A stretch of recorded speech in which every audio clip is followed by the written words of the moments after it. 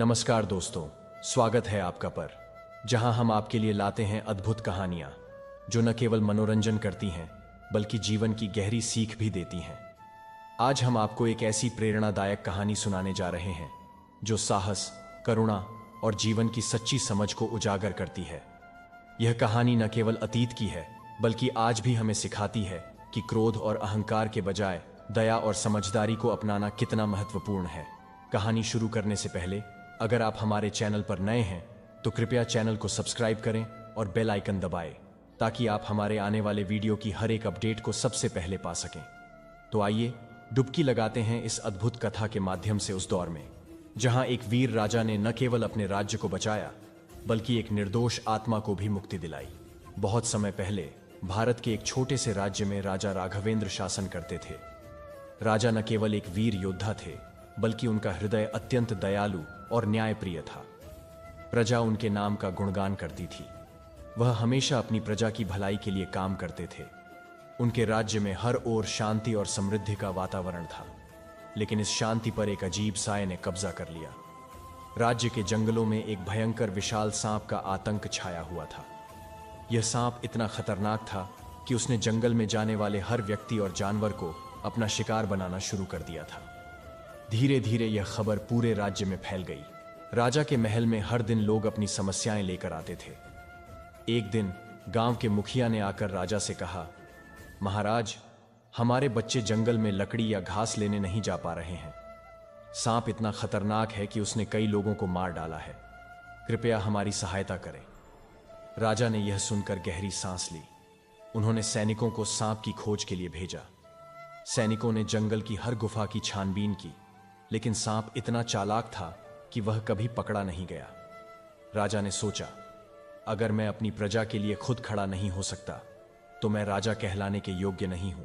अगले दिन राजा ने अपने सबसे भरोसेमंद मंत्री सेनापति अर्जुन और राजपुरोहित से चर्चा की। राजपुरोहित बोले, महाराज, यह साधारण सांप नहीं लगता। इसमें कोई दैवीय या शापित शक्ति हो सकती है। हमें इससे सावधान रहना होगा। लेकिन राजा ने दृढ़ता से कहा, मैं अपने राज्य के लोगों को इस डर के साए में नहीं जीने दूंगा। कल मैं स्वयं जंगल जाऊंगा और इस समस्या का समाधान करूंगा। सुबह होते ही राजा ने अपने हथियार तैयार किए और अपने घोड़े पर सवार होकर जंगल की ओर बढ़े। उनके साथ कुछ सैनिक भी थे।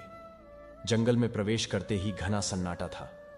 पक्षियों की चहचहाहट भी नहीं सुनाई दे रही थी। ऐसा लग रहा था मानो यह जंगल सांप के डर से मर चुका हो। जंगल के अंदर जाकर राजा को एक विशालकाय गुफा मिली। गुफा के पास बड़ी बड़ी हड्डियां बिखरी हुई थीं। राजा ने अपने सैनिकों को इशारा किया कि वे सतर्क रहें। अचानक गुफा के अंदर से एक जोरदार फुफकार सुनाई दी। सांप अपनी पूरी शक्ति और क्रोध के साथ गुफा से बाहर निकला। उसका आकार इतना बड़ा था कि देखकर सैनिकों के चेहरे पर भय झलकने लगा। सांप ने अपनी लाल आंखों से राजा की ओर देखा और जोर से फुफकार मारी। राजा ने अपनी तलवार निकाल ली और सांप से भिड़ने के लिए तैयार हो गए। सैनिकों ने तीर चलाए, लेकिन वे सांप की मोटी चमड़ी पर बेअसर थे। राजा और सांप के बीच भयंकर युद्ध हुआ। राजा ने अपने पूरे साहस और कौशल के साथ सांप का सामना किया। घंटों तक यह युद्ध चलता रहा। अंततः राजा ने अपनी तलवार से सांप को घायल कर दिया। सांप दर्द से तड़प उठा और जमीन पर गिर पड़ा। लेकिन तभी एक अजीब घटना घटी। सांप का शरीर धीरे धीरे बदलने लगा। राजा और उनके सैनिक यह देखकर चकित रह गए। कुछ ही पलों में सांप एक सुंदर युवती में बदल गया। युवती के चेहरे पर दर्द और पश्चाताप के भाव थे। युवती ने राजा के सामने सिर झुकाकर कहा, महाराज, आपने मुझे इस शाप से मुक्त कर दिया। मैं इस राज्य के लिए कभी खतरा नहीं बनना चाहती थी, लेकिन मुझे साधु के शाप के कारण यह रूप लेना पड़ा। राजा ने पूछा, कौन हो तुम और तुम्हें यह शाप क्यों मिला? युवती ने गहरी सांस ली और कहा, मेरा नाम वेदिका है। मैं एक साधारण ग्रामीण परिवार से हूं। कई वर्षों पहले मैं एक साधु की सेवा करती थी, लेकिन एक दिन मेरी छोटी सी भूल ने मुझे यह शाप दिलाया। युवती ने बताया कि उसने साधु के पूजा स्थान पर गलती से पानी गिरा दिया था। साधु को यह अपमानजनक लगा और उन्होंने क्रोध में आकर उसे शाप दिया, तू सांप बनकर इस जंगल में 10 वर्षों तक हर इंसान और जानवर को खाएगी, तभी तेरा शाप समाप्त होगा। राजा को यह सुनकर गहरी पीड़ा हुई। उन्होंने युवती से वादा किया कि वे उसे पूरी तरह से मुक्त कराएंगे। राजा ने तय किया कि वह उस साधु को ढूंढेंगे और उनसे शाप को समाप्त करने के लिए आग्रह करेंगे। राजा ने अपने सैनिकों से साधु के बारे में पता लगाने को कहा। कई दिनों की खोज के बाद राजा को साधु का आश्रम मिला। साधु ध्यान में लीन थे। राजा ने उन्हें पूरी घटना बताई और विनम्रता से कहा, महात्मा, आपकी तपस्या और शक्ति अद्भुत है, लेकिन क्या दया का भाव आपके मन में नहीं है? क्या आप इस युवती को क्षमा नहीं कर सकते? साधु ने राजा की बात सुनकर गहरी सांस ली। उन्होंने कहा, राजन, मेरा क्रोध अज्ञान था। मैंने शाप देकर भूल की। मैं अब इसे मुक्त करने के लिए तैयार हूं। राजा वेदिका को साधु के पास लेकर गए। साधु ने अपने मंत्रों से वेदिका को शाप से मुक्त किया। वह पूरी तरह से सामान्य मानव रूप में आ गई। वेदिका ने राजा का आभार व्यक्त किया।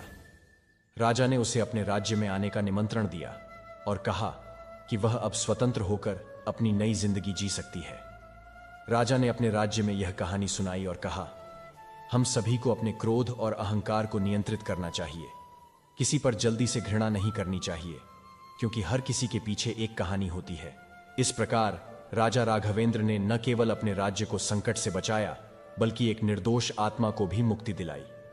यह कहानी हमें सिखाती है कि दया, साहस और समझदारी से किसी भी समस्या का समाधान किया जा सकता है। तो दोस्तों, यह कहानी हमें सिखाती है कि जीवन में साहस और करुणा का कितना महत्व है। राजा राघवेंद्र ने न केवल अपने राज्य की रक्षा की, बल्कि यह भी सिखाया कि दया और समझदारी से बड़े संकट को हल किया जा सकता है। अगर आपको यह कहानी पसंद आई हो और आप भी ऐसी और प्रेरणादायक कहानियां सुनना चाहते हैं, तो कृपया हमें कमेंट में जरूर बताएं। वीडियो को लाइक करें, अपने दोस्तों और परिवार के साथ शेयर करें और चैनल को सब्सक्राइब करना न भूलें। धन्यवाद, और अगली बार फिर मिलेंगे एक नई कहानी के साथ। तब तक के लिए याद रखें, दया और साहस हमारे जीवन की सबसे बड़ी ताकत है।